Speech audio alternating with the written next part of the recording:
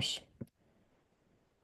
This is going to be sponsored by Nancy Ostreicher. I hope I'm pronouncing that correctly, but thank you, Nancy.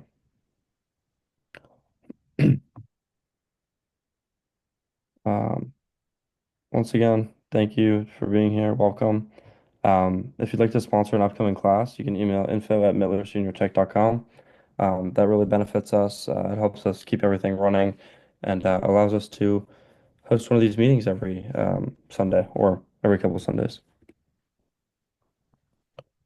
So, just our mission here at Mittler. It is the responsibility of the younger generation to educate seniors about technology. The goal of Mittler Senior Technology is to cure the issue of social isolation, isolation, within senior communities and to help seniors feel connected with our new world of technology. Our personalized classes strive to educate seniors on how to communicate with friends and family in the manner in which the world is accustomed to today, and how to use technological tools to enhance and simplify their daily lives, changing the world one senior at a time. So, just a little bit of background about us. We've taught over 3,500 seniors from 10 different countries, and we've taught over 450 different classes. So, just to get back to what we're doing today, today's lesson is tech in the workforce, and we'll be going over organizational tips. And this is more specifically for MacBooks if you have one. If you don't worry, there's still going to be plenty of other things in this lesson that are um, great to know for organization.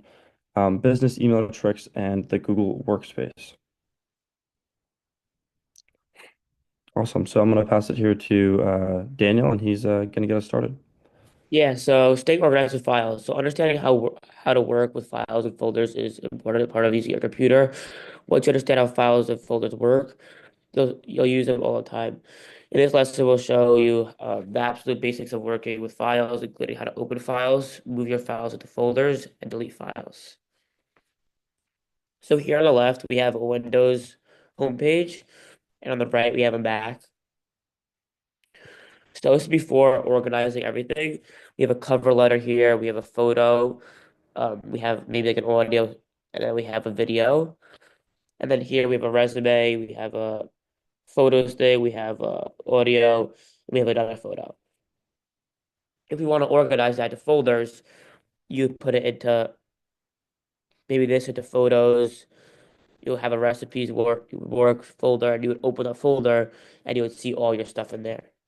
And maybe like the boats and the beach ship would go under vacation photos. We'll teach you how to do that this session. So on the left, you would right click to open this whole page thing, and then you would see this um this menu, and you could this button on Windows to share it or to send it to somebody, and then on MacBook you would press share here, and then to copy it you would press copy, and then copy is pretty self-explanatory. You could rename your files um with the rename button here and the rename on Windows over there. And then Mac actually has a cool feature where it lets you color code your files to let you be more organized actually. So you could have like your work in red, your personal stuff in orange, and like I don't know, like hobbies in yellow. So finding files. So there's six different places where you would find files, recent, downloads, trash, folders, desktop, and documents. The search engine for files. Just get rid of this quickly. Okay. So, um, on Windows, you would click the Windows button, and then you could obviously search carrot or whatever, and if you want to find Aunt Kathy's carrot cake, whatever. On Mac, you would hit this little search button up here to search anything you want. So if you want to find the surf JPEG, this picture, you would search surf or whatever. Okay. the library on Windows, this is just what it looks like. You're gonna have all your stuff here, quick access. We talked about where you're gonna find your stuff and downloads, documents, pictures, desktop, photos, like recipes, work. These are all different photo folders. Um, on Mac, it's called Finder. This is where you're gonna have all your folders. Under documents, you have different folders, and then you would go into the folders to find other actual documents. How to create a new folder on Windows. You would click this little button up here and click create new folder. And then the second step would be it would pop up a new folder here and you would get to name that folder. Um, on Apple, you would be on the Finder thing. You would press File, then New Folder. Once that happens, a new folder is going to pop up here. You got to name it, let's say Finance, and then you would add stuff to it. We'll show you how to add stuff to it right after this. Okay, so selecting multiple files on Apple. There's the drag feature where you would press down on your keypad. You would press down on your keypad. Oh, wait. And pretty much move your mouse across what you want to select. And then another way to do it is by pressing Command and clicking on the files that you want to select. So you would press Command, hit 2019 budget and resume, and you would have those two selected. Selecting multiple files a different way is to do you would hold on Shift, press the one you want to start with, and the one you want to end with, and it'll hold and it will select all the ones in between those two.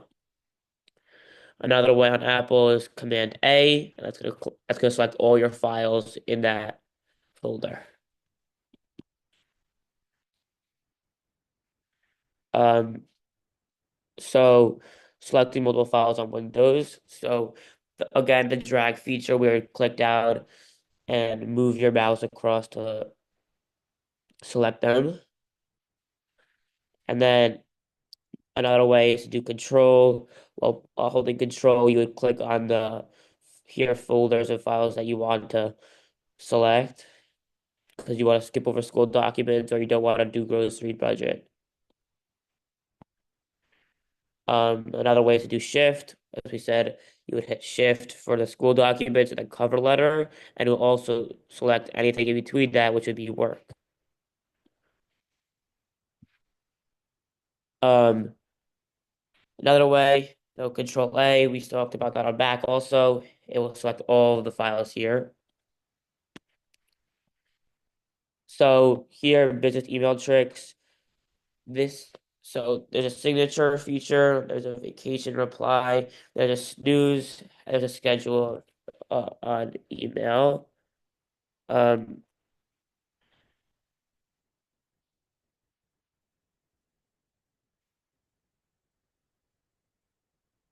so I think Ryan said he was gonna do this one um for the email tricks, right? Yeah, if you could pull up Google Gmail. email, yeah, Gmail would be nice.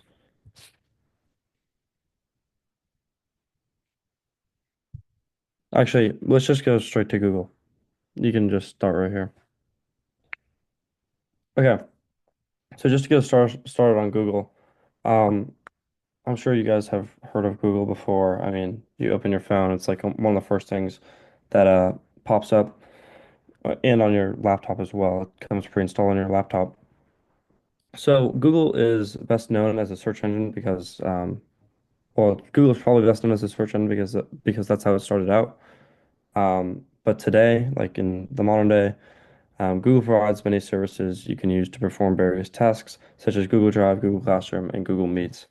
Um, so just to get started with these new sections of Google, we have Google Drive, and Google Drive is a free service from Google that allows you to store files online and access them anywhere using the cloud.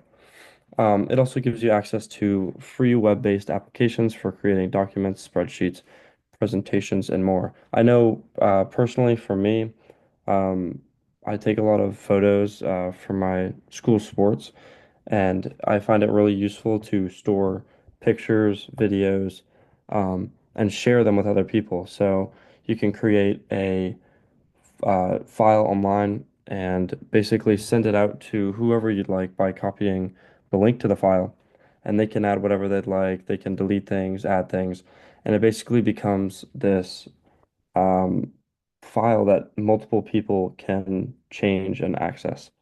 So this is great for events. So let's say you have a wedding that you're attending. You can create a Google Drive and add the photos that you took to this Google Drive and then send it to everyone that was there, and um, they can access those photos themselves. So why use Google Drive? Personally, for me, just before I even read any of this, I find it really convenient versus like uh, a file on your computer. And then just to read here, it's probably one of the most popular cloud storage services available today. Now, there are plenty of other cloud services, but Google Drive just happens to be the most popular. It's very easy to access and very easy to manage. If you've never used a cloud-based storage device, a service like Google Drive before, take a moment to consider the advantages of keeping your files online. Um, Files can be accessed from any computer with an internet connection, and Google Drive eliminates the need to email or save a file to a USB drive. And because Drive allows you to share files, working with others becomes much easier. So here are just a few other services that are similar to Drive that Google has. Um, and by the way, everyone, if there's something on this presentation that um, you think you missed, or we're going too fast, or you think you need further explanation, um, these meetings are all being audio and video recorded, and they will be uploaded to the Mittler Senior Tech YouTube. So you can go back after this meeting and access the YouTube video, and you can stop the video, go back, watch things again, just to um, see anything that you missed. Or also, if you want any further explanation on things, please feel free to send us an email. We'd be happy to respond with any questions that you have or answer any questions that you have. So just some other things that Google provides. So there's Google Documents. This is similar to like Microsoft Word if you've ever used that. Documents is good for composing letters, flyers, essays, and other text-based files. There's also spreadsheets, which is similar to Microsoft Excel, and it's great for storing and organizing information. So I know a lot of people use this for like small finance projects, or let's say you're going grocery shopping or something, and you need to like divvy up your week. So Monday, you needed these. Wednesday, you needed this. Friday, you needed this. So I find Google Spreadsheets to be very useful in that regard. And then presentations. This is similar to Microsoft PowerPoint if you've ever used that. And presentations is great for creating slideshows. Like the one that we're on right now is actually created on Google presentations, or it's also known as Google Slides. Um, Next, we have forms. So you can create a form on Google to really take what would you call it? A poll or a quiz of any sort. You can create a form that you can have people fill out, and the more people that respond, you can collect and organize data um, from their answers. And then drawings. Google Drawings is used to create vectors of diagrams or pictures, any type of art, I guess. So just looking at an example of a Google Doc here. Like I said before, Google Doc is good for writing. If you see here in the top right, there are three different emoticons or profile pictures, and you can see that's a document that is shared by multiple people. So let's say I was working on a document here where I live, and I wanted Daniel to also work on the same document. I could share it to Daniel, and we can both write on the same thing. We can, um, for example, in this photo here, you have the annual potluck dinner, and you can see at the bottom there's a list of people's names, what they're bringing, their foods or supplies, and their comments. So let's say next I wanted to add something. So I'd add my name and I'd write down what I was bringing. And then any comments like what I needed other people to bring or if I need help carrying it in. And then let's say Daniel wanted to bring something else, he could add his name and um, write what he wanted to bring. So next we're going to move to Google Calendar. Personally, I don't use Google Calendar, but I know a lot of people that do, and it's very, very useful. It's basically just a calendar for your day, and it's all on your phone, it's all online, um, and it's also available on your computer as well. Um, you can hold on, go back real quick.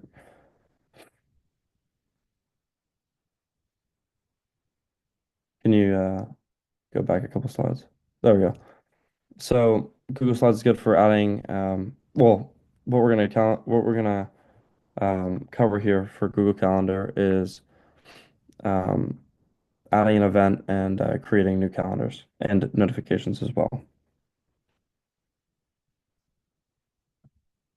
So, Google Calendar is a powerful free service you can use to organize your schedule and coordinate events with others.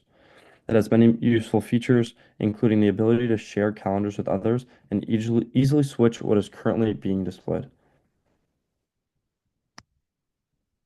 So, for example, this is what a filled out Google Calendar would look like.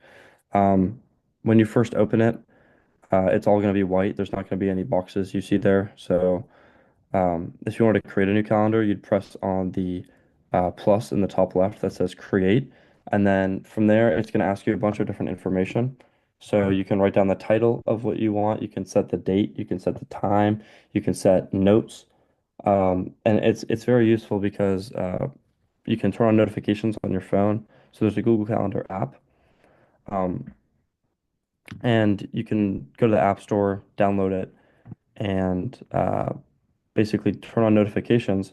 So anytime an event is about to come up, so let's say I scheduled that I was going to go play golf this afternoon at 3 o'clock. I could put it on my Google Calendar the day before, and I can set a notification so that it reminds me an hour in advance. And at 2 o'clock today, I would get a notification on my phone that says um, golf starts in 1 hour. And this is very useful because you can really it's just like every other calendar, keeps things organized. Um, and yeah, that's about it for Google Calendar. Another thing is that like you can also put the address in. It'll like tell you that like traffic is this long, so like you should probably leave by now. You could also there's some calendars where you can have a shared calendar. You can have an event that's shared, and let's say like me and my parents are going to an event, but my other siblings aren't going to this event. I would put it into the calendar with my parents and me. Yeah.